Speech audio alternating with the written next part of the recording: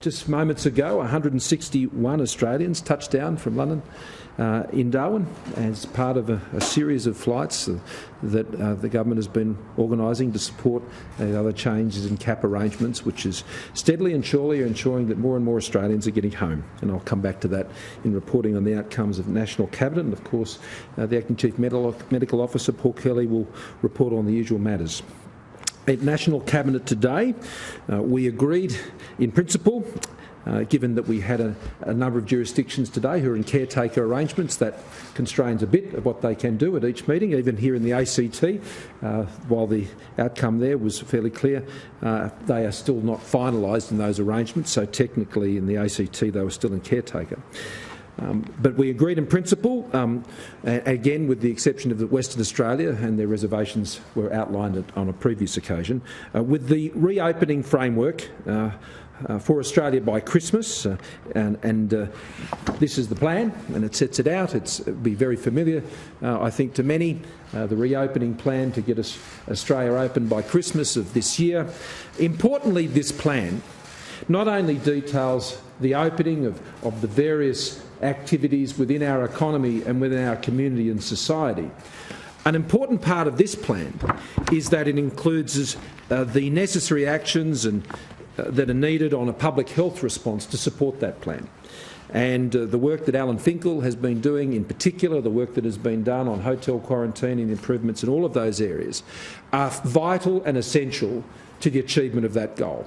By the end of this year, Premiers and Chief Ministers reiterated their support for that goal today, and we have made further progress, and that will come back again to National Cabinet when it next meets on the 13th of November. And indeed, where things can be progressed before that, they will be. But over that time, we will also have further actions coming from the Finkel work that is being done around tracing mechanisms around the country, as I'd indicated after our last meeting. We also agreed the recommendations of the hotel quarantine review that was undertaken by Jane Holton, and that report will be released after this media conference. It was also agreed to develop a risk stratification approach, as it is known, to international arrivals and their quarantining arrangements.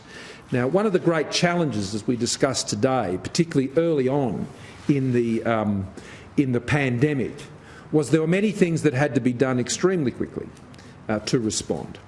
And what we want to be is in a position as we go forward, and when we're in a position to make decisions down the track, not today, but down the track, when it comes to other types of international arrivals that may be able to come to Australia again, when we're in a position where we can reopen some of those arrangements, particularly in relation to things like international students and migration, these types of things, then we want to be sure that we've worked the options well, we've trialled and tested them, so we can give Australians great confidence that when we're in a position to do that, we have worked through those. So whether that's quarantining in-home, on-farm, in camp, at a mining camp, on campus, any of these options we'll be looking at and working together with states and territories to both identify and trial some of these options, so when we're in a position to make further decisions on arrivals to Australia, then they will be well worked through and we can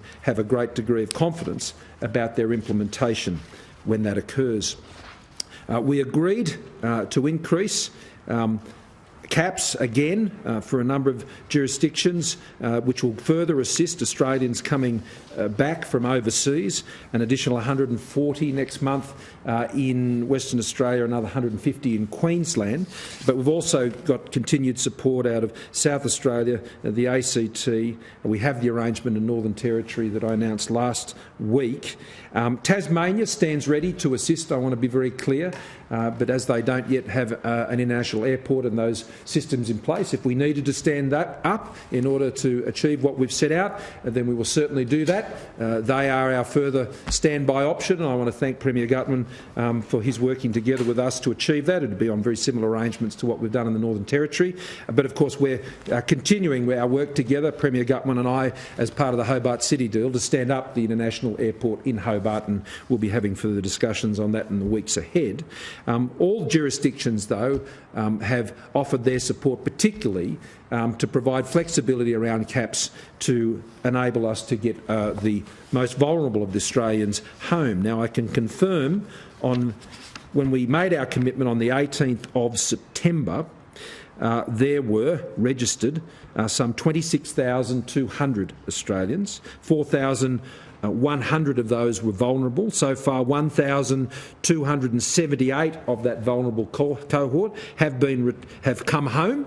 That doesn't include those who have just arrived in Darwin, and 4,591 have otherwise returned out of that cohort of 26,200. So we continue to make good progress towards returning Australians home, and we want to do that as effectively and quickly as safely as possible, and we will continue to work with all state and territory jurisdictions to facilitate that wherever we can, and I thank them for their cooperation to date.